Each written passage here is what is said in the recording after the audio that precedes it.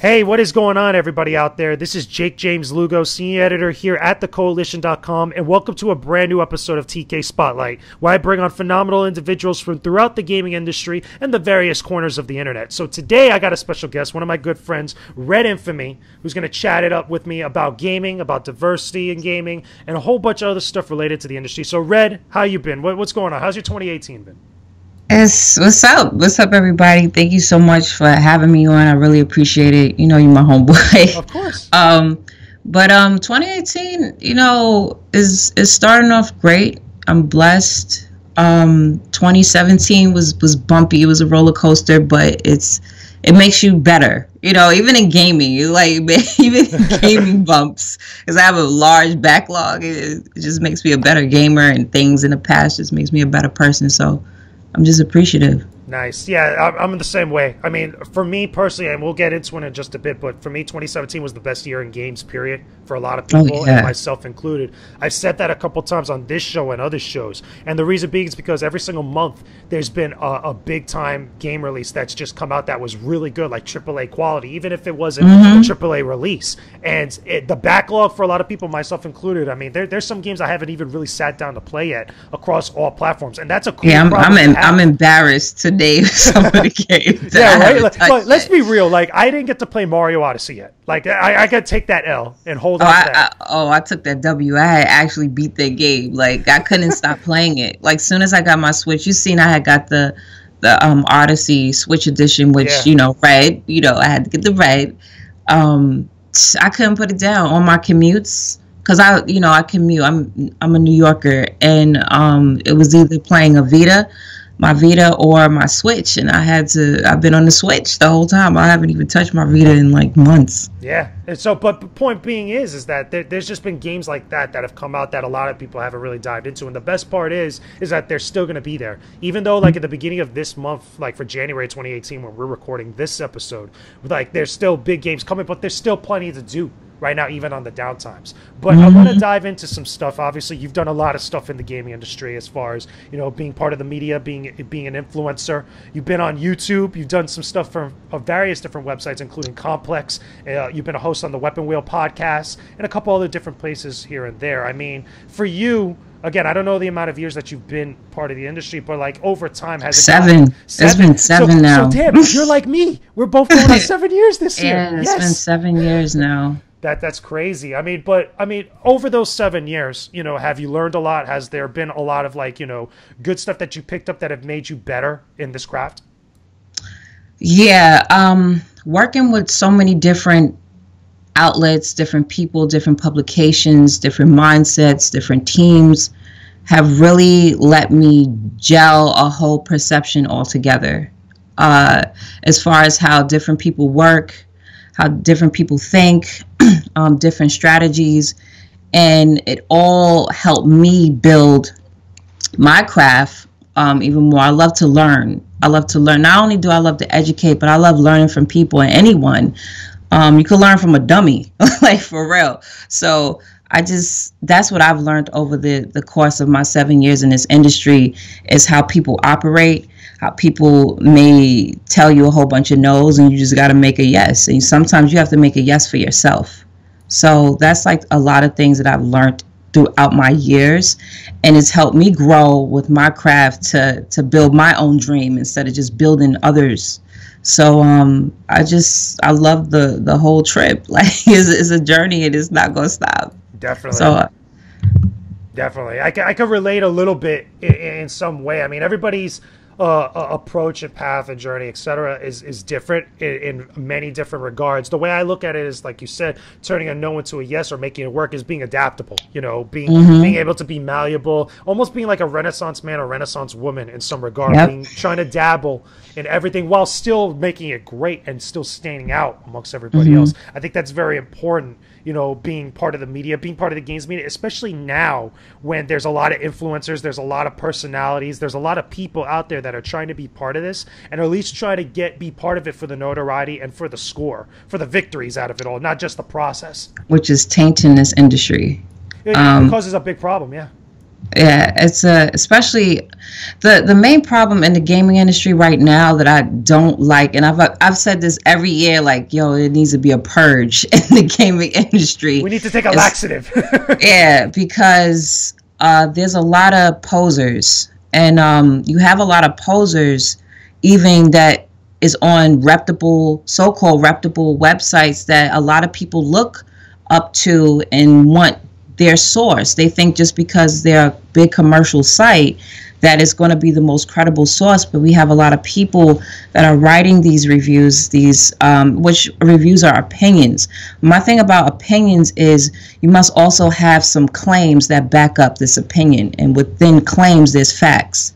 So it's even whatever someone's point of view may be, it has to make sense at the end. Like, you could come up to the conclusion that you just didn't like this game and so forth, but doesn't make sense on your points on how you came to that conclusion. That's like my main thing, and I haven't really been seeing that on a consistent basis. There's no consistency in this industry, and it's the youngest entertainment industry, period, and it's the biggest one over all the older industries, and there's a lot of things to learn. There has to be some guidance, but when people want to challenge that, those type of people always get looked down upon, even from the community.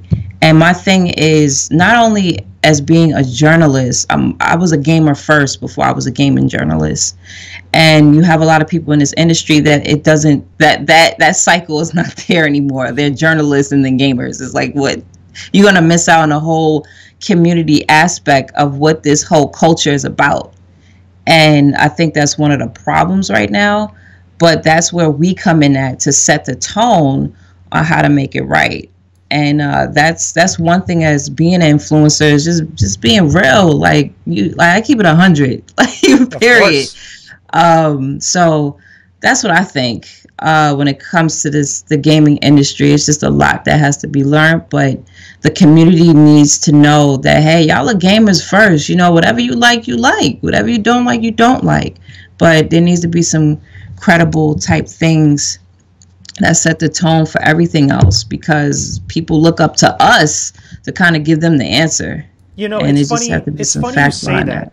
It's funny that you say that and use the terminology poser or influencer and stuff. And the reason being is because, in my opinion, and I've said a couple times on this show and other podcasts here and there, I feel like a lot sometimes, or at least most of the time, specifically in the gaming industry, we get a lot of people in those positions of influence where they get a lot of popularity, a lot of notoriety, but they are irresponsible with it. And it's not just, and I'm not just talking about the bigger websites. I think it's more of a YouTube/influencer/content creator problem on places like YouTube, on Twitch, even on Instagram, etc. And the reason why that gets to me, and sometimes I get very annoyed and it grinds my gears, is because not only do I come from a place where I don't have something like that yet, it's not hate, and I know a lot of people confuse that with hating on somebody. It's more about being on the outside and then looking and seeing stuff that ends up being wrong. But you're in this. You are actually in the trenches. Exactly. And the thing that gets to me also, and it's happened more recently, I want to say, again, starting off 2018, towards the end of 2017, we started to see a lot of that happen here and there, where a lot of people or a lot of creators, I should say, that were being looked at by a wide, huge audience, I'm talking millions of subscribers, do things that misrepresent not only just us as a greater gaming community. That's what I call like everything encompassed together, the media, the fans, the consumers, etc. But also just as a gaming culture, misrepresent us in other avenues and do things that kind of like have other people on the outside of this, outside of gaming, that aren't not really take us seriously. Yeah, not take us seriously, but also look down upon us and kind of perpetuate that stereotype. And that's what pisses me off, because I feel like we haven't had a lot of people, with maybe the exception of a few, that really have done a lot for the gaming culture as far as like advancing us forward. And what's a good parallel to this? I want to get your opinion on it. There's a lot of parallels between the gaming industry and the gaming culture and the music industry and music culture. Like, I look at that, there's absolutely right. There's a lot of stuff that's very similar to that. But what are your thoughts on that? No, you're absolutely right when it comes to the music industry and the gaming industry. For example, and I'll take it back even to when rock and roll first started, it's the same thing that happened when hip hop started. It wasn't embraced until they actually seen how the ripple effect would be amongst other industries and other cultures. And It was fairly new.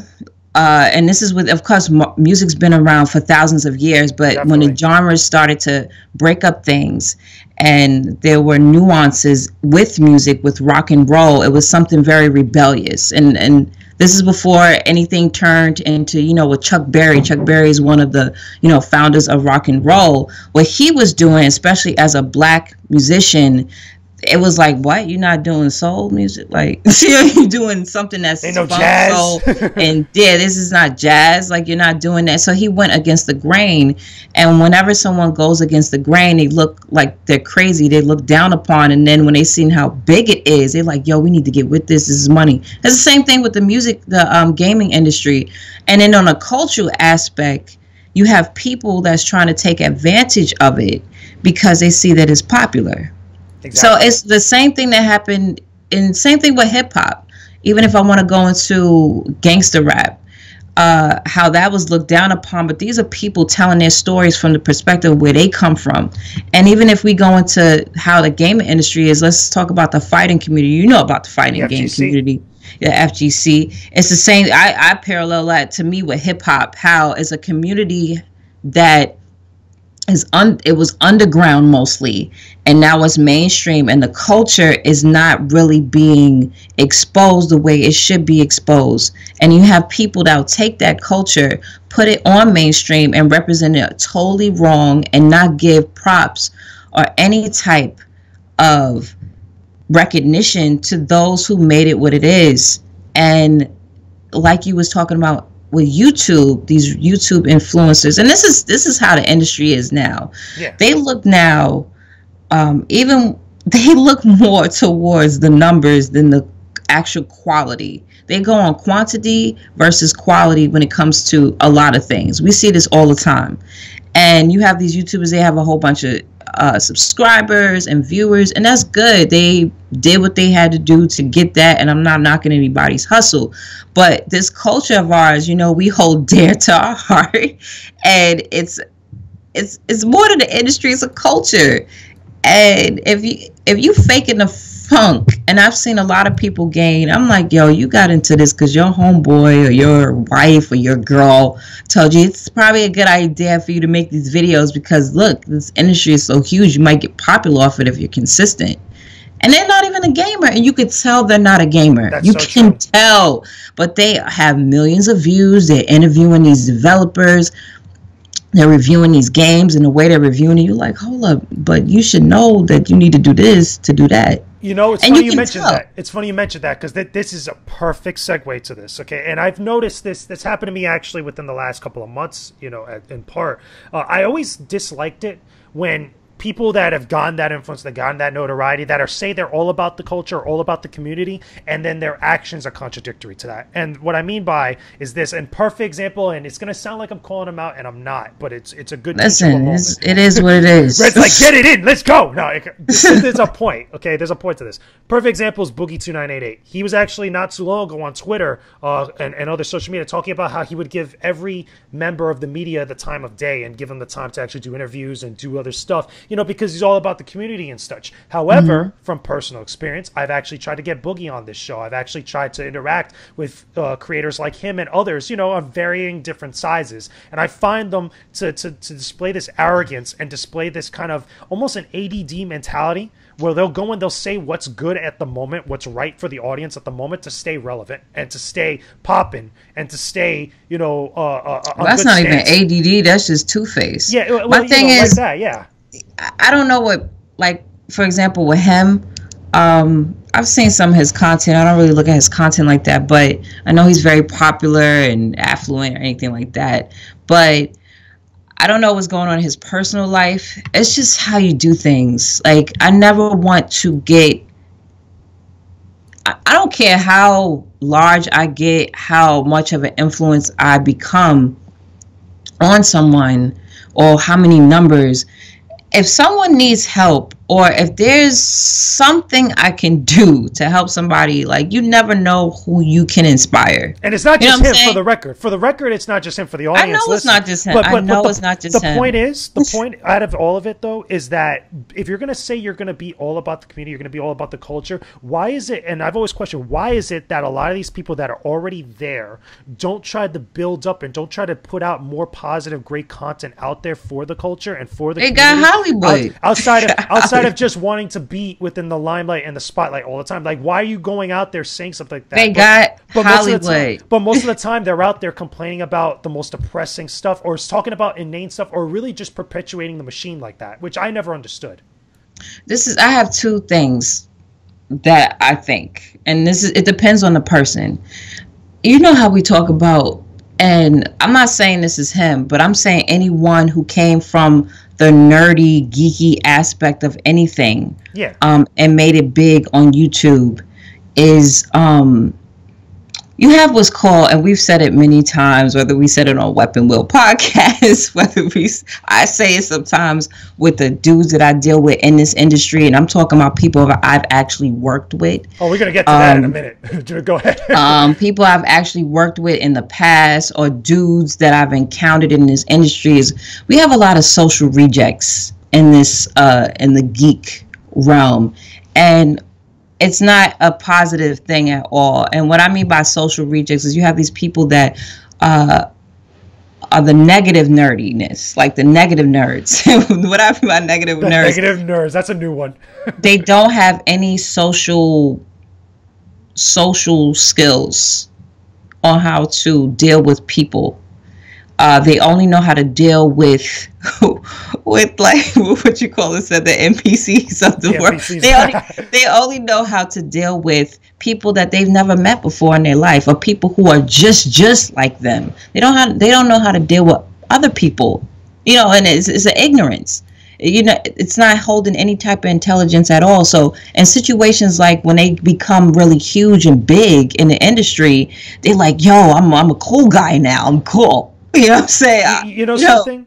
Something. Here's a good thing that I want to make a point about that ties directly into this, and it ties also back to what we were talking about industry-wise, as far as how there's an arrogance there about the gaming industry. That if you remember, we had Gerard on the show a while back, and one of the things I remember during my research was that he was on Hot 97 at one point. He was doing an interview with Allure Styles and Ebro, and they were talking about how at one point, I think it was Ebro, went to MLG to go host this big gaming event in New York, with the different boroughs of New York City.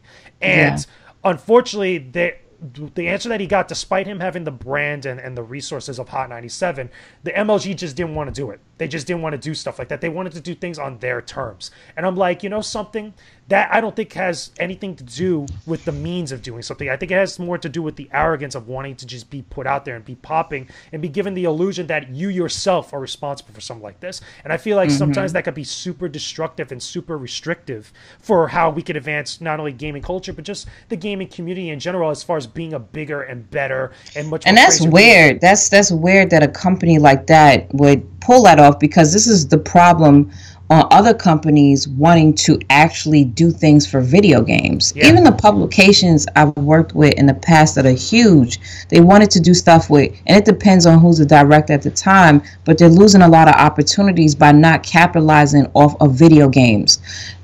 A Call of Duty is going to make triple, quadruple, quintuple, a lot. what a movie is going to do. You know what I'm saying? A movie like Star Wars or something like that is going to do, period. And at their box office, or even one of these superhero movies, Call of Duty already broke that. You know what I'm saying? Over and over again. Doesn't matter how trash you think Call of Duty is, how trash the multiplayer is, or whatever someone may think. And this Call of Duty was really good. I don't know about the Star Wars level quality, but I follow you.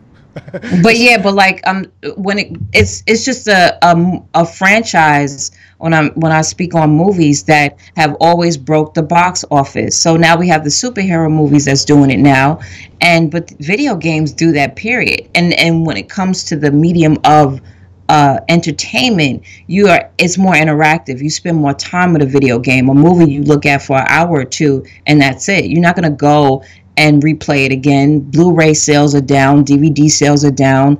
It's a digital age. People are on Netflix more. They like a more on-demand type of service. And we see now that Netflix is even changing their whole scheme. They have actually movies that you go look at Originals. a Showtime.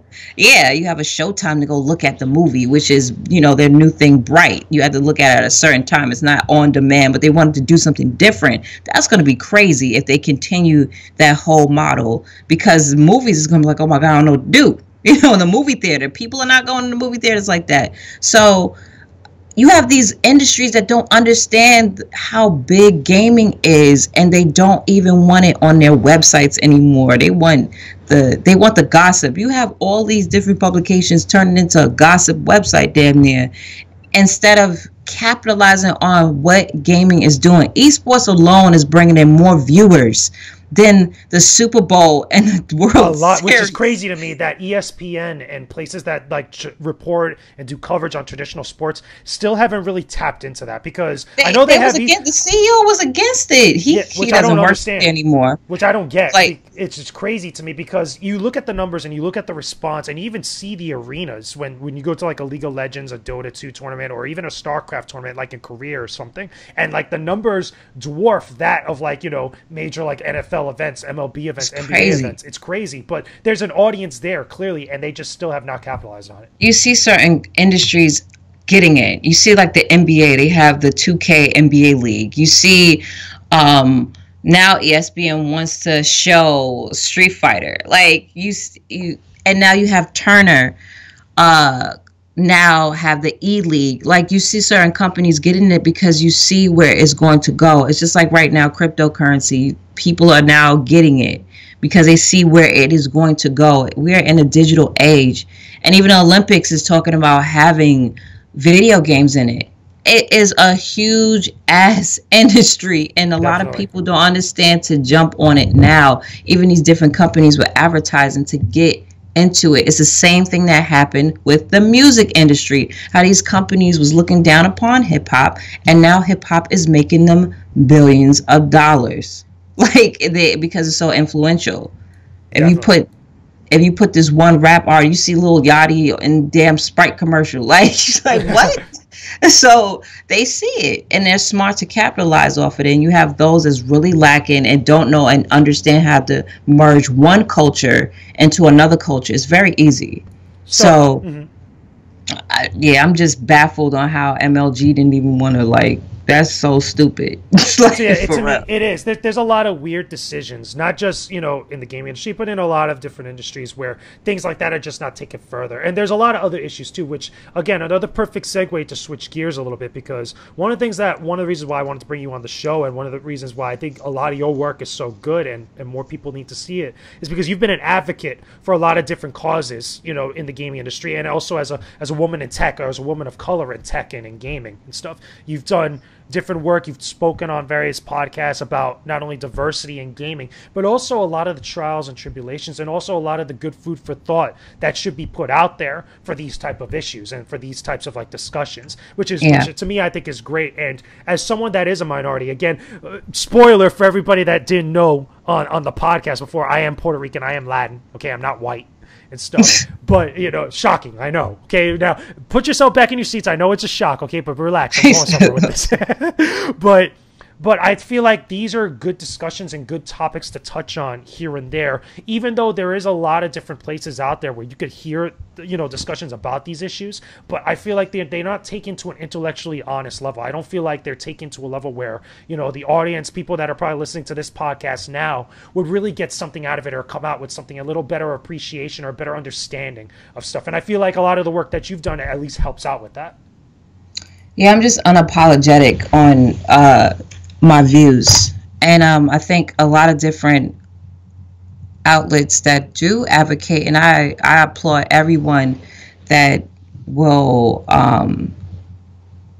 pretty much advocate any type of diversity on their websites and all about that is cool. But there's certain topics that need to be spoke upon, and if it makes someone uncomfortable, I'm glad. Because when people are uncomfortable on what they hear, that means that you need to readjust. You need to fix your clothes a little bit. You know what I'm saying? You need to adjust, because that means your way of thinking is like, yo, if you feel uncomfortable on anything that I'm going to talk about when it comes to diversity, it is a shame that, you know, we're now in 2018 and we don't see a black female protagonist. She's always a sidekick, or she's always a DLC. Like, why? That's and when I speak on things like that, people are like, you always is always this, but why? But there's a pattern. If I keep saying a pattern, that means that is a strategy put in line for it to be that way. Why is it not? Why has it changed? Let me ask you this then, okay? And just to play devil's advocate, because I think it's good to at least touch up upon this point.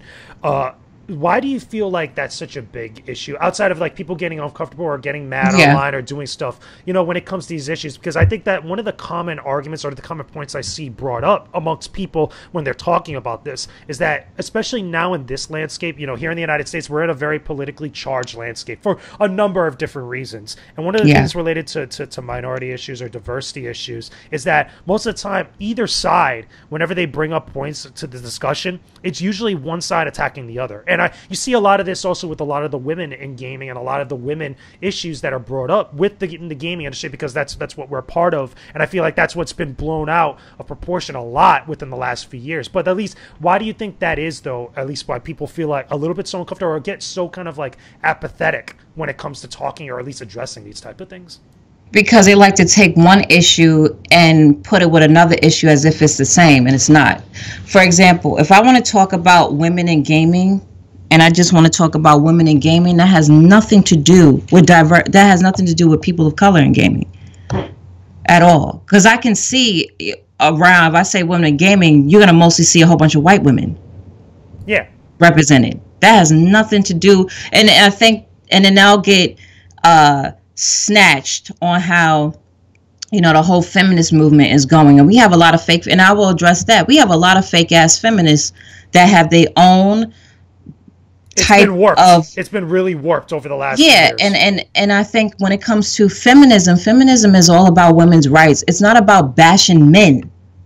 Okay, so when I speak on diversity, it's not about bashing white people. It's about opening the landscape for white people to understand that our problems is not their problems. They don't go through what we go through. Do you think that's what's been the issue? Like people keep misunderstanding with that like that? But that's the issue, because if one person speaking, because the driving trending topic throughout 2017 is women's rights, right? And how women go about speaking on these. There's certain people who are the driving advocates on these issues that should not be talking, because they're not changing anything. I don't see them doing anything for women's rights. I don't see them out there trying to go to these different companies. Why isn't there a lot of women? Why isn't there a lot of women on your company? Let's speak on that. Let's speak on your protocol on how you hire people. Let's speak on what programs you have to get more women of color or more women into your company. I don't see that. But yet they have millions and millions and millions of followers, and they want to bashing men is not the driving point or the key for women's rights. It doesn't go that way. Here's a good question for you. Okay, what is it that you feel like people that are, again, might either be a woman or might be a person of color that you feel like they could do to help kind of like make those things a little bit better? Because we're always talking about in these discussions what people that are considered white, people that are considered men, whatever the target is or the focal point of that argument or that particular statement or opinions are, we're always focused on what they could do, but we never really focus upon what people of color or women or any other groups that are within that diversity discussion could really do to kind of make these things a little bit better. What do you feel like that they should be able to do, or at least look at towards doing? The first thing, and period, when I tell people, is not being silent. The first issue that you are going to defeat and be defeated on is when you don't speak up. Definitely. When you don't talk about anything. I don't have a problem speaking up on that's me as a person. If I feel there's a problem with something, I want to talk about right there and then. It's not going to be tomorrow. It's not going to be next week or next month. I might take about 30 minutes to fall back, maybe if I'm wrong on what I took from it, and say, okay, let me see. And if I see that I have the same thought, then I'm going to say something about it. Yeah. And I think that's the first step, is to actually say what is the problem, to talk on what's the problem. That's the first thing, you have to bring it to light, period. No one's going to know what is wrong. You have some people that is very, and what I mean by ignorant, you know, ignorance is when you just don't know, and then you don't want to know. You don't want to learn to know. It's not saying you're stupid or you're bad. It's just saying that you don't have knowledge and what you should know at this point.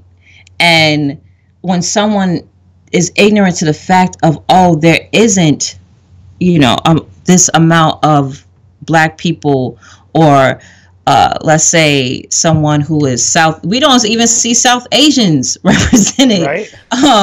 We don't see South Asians. We don't see Native Americans or any other indigenous or native type of ethnicity and things. And when we see it in a light that's not modern. So it becomes stereotypical. We don't even see if there's any type of religious, let's say if a Muslim girl, rather whatever ethnicity she is, because it's just a religion, we don't see that represented. We get to see these things mostly in the comic realm. That's why I love Marvel, because Marvel has put so many different characters, regardless of their race, their gender, their sexual orientation, their religion, and brought a perspective to a different character, which they would. I like when they naturally do it organically, not when they change one character and make them something else. I like when they organically make a character, and let's say if they do switch the character, it's switched in a more proper tone, but it's still represented and is shown. And we get to see a different perspective. When you have diversity in an industry, you get to see different perspectives that you may not have never seen it, because this person comes from a different walk of life. Yeah. And that's why in gaming and video games, if I'm playing with a character, it's boring to keep playing as the same white male character with brown hair, maybe a scruffy beard all the damn time. Here's the devil's advocate part of this, and I think it's also a good point that everybody needs to address, because I don't think like it's addressed enough, or at least not addressed in the best way possible. The idea of diversity for diversity's sake, and I think that could be a very dangerous line to walk on, because obviously we do need those other perspectives. We want to be able to experience different stories, and we also need to be able to see different voices and different types of personalities and different faces that are really on display when it comes to the discussion, the celebration, and kind of like the exploration of gaming and gaming culture. I think that's important. But then we have this fine line, which I think that a lot of people really get caught up on, of having diversity for diversity's sake. There's like, okay, like I'm trying to think of like a really good example that makes sense. Like, you know, one of the big things that I think was during the time when The Witcher 3 was coming out, that a lot of people made it a big deal because there wasn't any people of color, there wasn't any, like, you know, specific, I think it was like at one point women in some respects, you know, in certain aspects of The Witcher 3, that a lot of people or a lot of places on social media made a very big deal about that was like a point of contention for them, without understanding like, okay, this is the type of story, this is the type of folklore that they were addressing, outside of trying to be historically accurate and stuff, and you know, wanting to tell the story that they want to tell like that. So as opposed to just throwing in whatever grouping that people wanted to throw in there like that, they decided not to do so and just go about telling their own story. As opposed, for example, on the flip side of that, for Call of Duty World War II. Now, obviously, Call of Duty World War II, one of the big things that people brought up was that now having women on the beaches of Normandy, which even though in hindsight it's a video game, nobody should really care or get upset about stuff like that. I can understand and probably I think more people would be okay with it if it was just like a multiplayer thing. But then when you get into like the campaign and stuff, I feel like that's where people started going, oh, this is diversity for diversity's sake, because this wasn't historically accurate. This wasn't such and such. But I think that's a line that I feel like people need to address and stuff. Like, do you ever find that sometimes that usually impacts the discussion of everything like this? The problem why there's so many things doing diversity for diversity's sake is because there's no goddamn diversity. So that, like, because there's no diversity, they hurry up and do things that it's like, yo, well, what are you doing? It's like, instead of just making things, it's like, oh, we're going to put this black person right here for, you know, so we don't hear anything. Yeah, like to appease people. That's what I mean. So, exactly. And it's not solving anything. It's a slap in the face. For example, Battlefield 1. You have a black character on the cover of the game, but he's only 5 minutes in the entire campaign. Are you kidding me? Not even the main character. He's not even a main character. He wasn't in the game that long. And the sad thing about it, in World War I, that I forgot what they called, the Hellfighters. I forgot what they were specifically called. Yeah, it was a specific group. Specific group from Harlem. They had the most kills the most kills out of all the platoon in the war on America's side. But why y'all don't make a story in the game talking about them? But you want to put a black man on the cover so you could be kind of controversial and to sell, and to it's a slap in the face. To hit a bullet point. It's a slap in the face. That's not my mission and no one's mission when it comes to diversity. It's like you're doing it, like you said, for diversity's sake, which is not diversity at all. Like even in this World War II game, you have the story of a platoon and they damn near have Saving Ryan mixed with Saving Private Ryan. Saving Ryan. Saying with different aspects of Medal of Honor and all sorts of stuff. But when has there ever I forgot which Call of Duty this is by now. When has there ever been a main character that is not white? Do you think that also that's partially the fault of the audience and the consumer? Because I feel like also that we have to address it and have to acknowledge that when the companies will do something, they also are dictated by what consumers buy. And even though it's messed up, I think it's really messed up. Do you know how many people of color play video games? Like, this is what I'm saying. Of course, yeah. And I'm not just talking about the stereotypical if someone who's of color is just going to play FIFA, 2K, and Madden. I'm not talking. There's so many. Just like how they didn't think that women play video games. How when there's been tons of women who actually make video games, who actually writes a story, who does a program, and same with black people. If it wasn't for, like, we wouldn't have cartridge or even consoles if it wasn't for a black inventor. So, like, this is where the ignorance comes in when they want to say, oh, I don't think they're going to buy this game because, you know, Timmy, one of the frat boys who's white, is not going to buy it. What? Like, wait, what century are we in again? But here it is. You play a DLC of a person of color and they're like, yo, this is mad hot. You see Assassin's Creed Origins. Do you know how much that sold?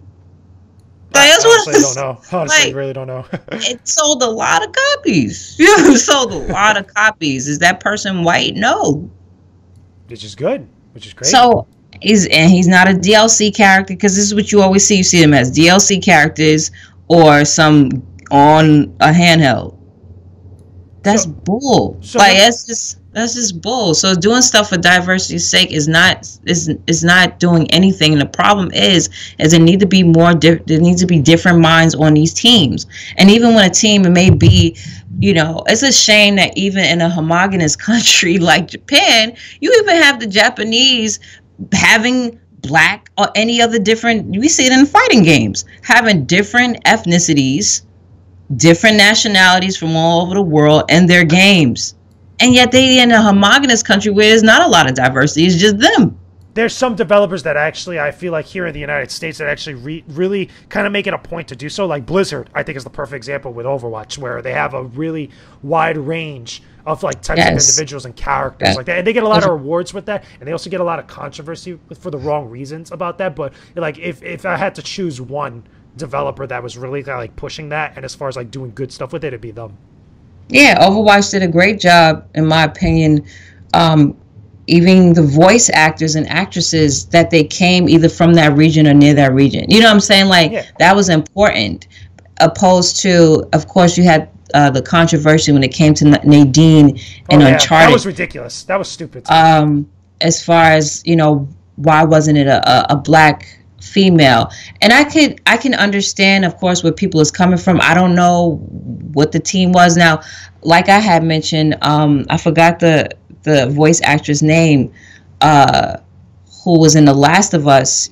She probably would have been the voice of Nadine, but she went on and actually did more with her acting, and she's on the show Greenleaf. So she probably would have stayed, because we see with Naughty Dog, they usually keep the same actors and actresses and put them on the next game. Like, they keep it a very close-knit type family. And do I agree with that?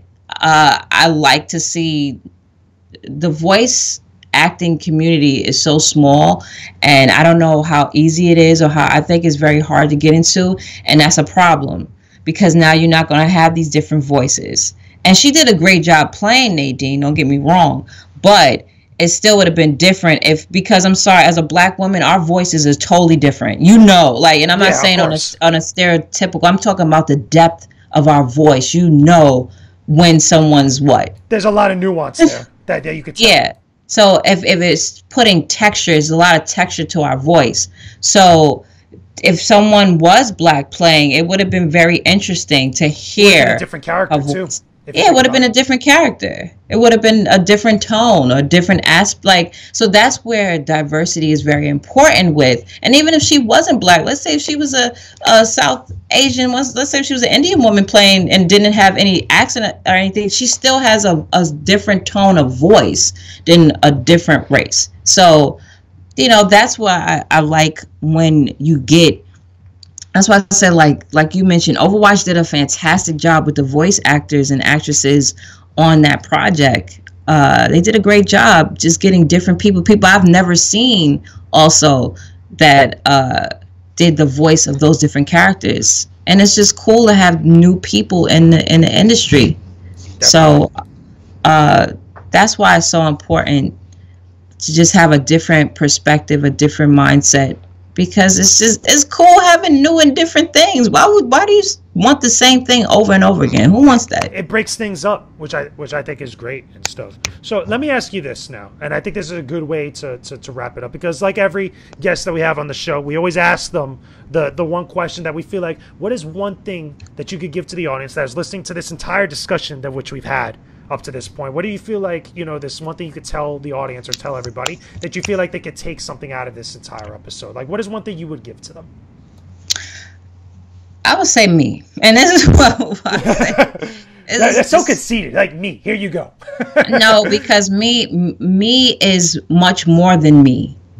And what I mean by that is it takes a lot for me to cry. Like, I'm just saying, it was a little toughy. It takes a lot for me to cry, but it really touched my heart when what I do is an inspiration for other girls of color to say, you know what, I can do it too. And I didn't have to do this and I didn't have to do that.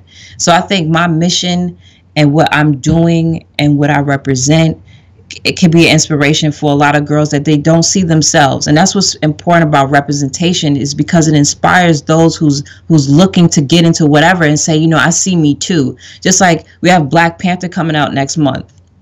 There wasn't a lot of black superhero toys that a little boy or a little girl could go pick up and say, wow, I can be a superhero. That's a shame if you think about that. That's a mental, psychological trap that it's like, yo, I don't see myself, so I then don't think I can do it. But when you see other people in this industry of color doing the things that you may want to do, it inspires you even greater to say, you know what, I can be where they're at or even beyond where they're at.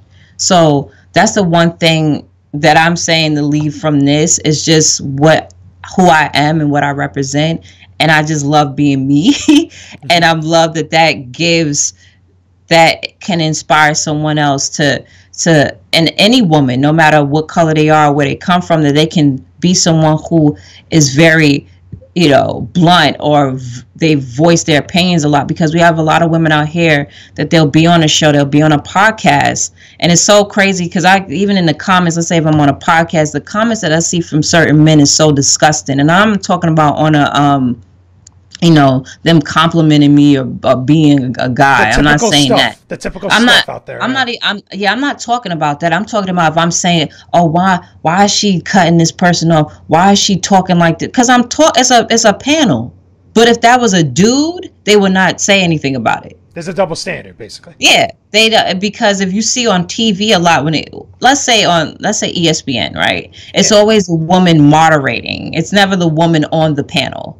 We don't see that. It's always the woman, even on these different radio shows. I'm like, if you don't speak up, girl, she won't say anything. She plays very reserved, and this is how a woman's supposed to be. Nah, no, that's not me. So if I could bring that edginess, and another girl could be like, yo, word, you know what I'm saying? That's how I am, and not feel afraid to speak.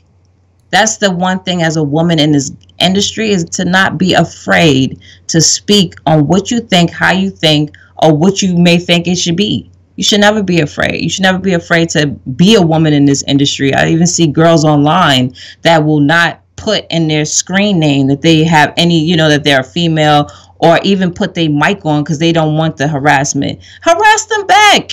Harass them back. Troll them back. Hilarious. Troll them back. Like, fight. Like, stand up. If not, then you need to get out of the war. Like, you just need to go aside, and then don't complain either. You know what I think is also good, and I think that it's a good offshoot of what you just said, and I've seen this from a couple different individuals of which I've had on the show, as well as also that I've looked at and followed their work throughout the years. I think it really is telling not just of a person, but also what a person represents and their cause, when they could get people beyond just that demographic that they're aiming for behind what they're doing and inspired by what they're doing. And perfect example of this is Bruce Lee. Like, again, you know, I'm a Bruce Lee fan. Me too, man. My brother, shout out to my little brother G-Stack. No, but he's a big Bruce Lee fan, so I'm right there with you. He taught me all about Bruce Lee, and I looked at Bruce Lee as a kid, but I know where you're going. But my point is that as someone that had a cause or had ideas and thoughts and food for thought that they had brought to the table in his own respective industry, that got everybody else behind them and got everybody else to be inspired by them. And in your case, obviously, what you do, and for me personally, well, you're looking at other people besides people that are similar to me. Like, obviously, I look at towards a lot of women as well when it comes to intellectual stuff that I feel like I could gain something out of, that can instruct me, can also help better me as a person, which I think is really at the core of what we all do in our own. We need each other. That's the main thing. We need each other. If people just understand that, it's not, when even like on the topics of diversity doesn't mean to dividing anything. It's just adding an extra aspect, an extra perspective, another and look at thought. Ideas everywhere. Yeah, everywhere. It should not just be one thing. That's just the main thing, and we just need each other on that.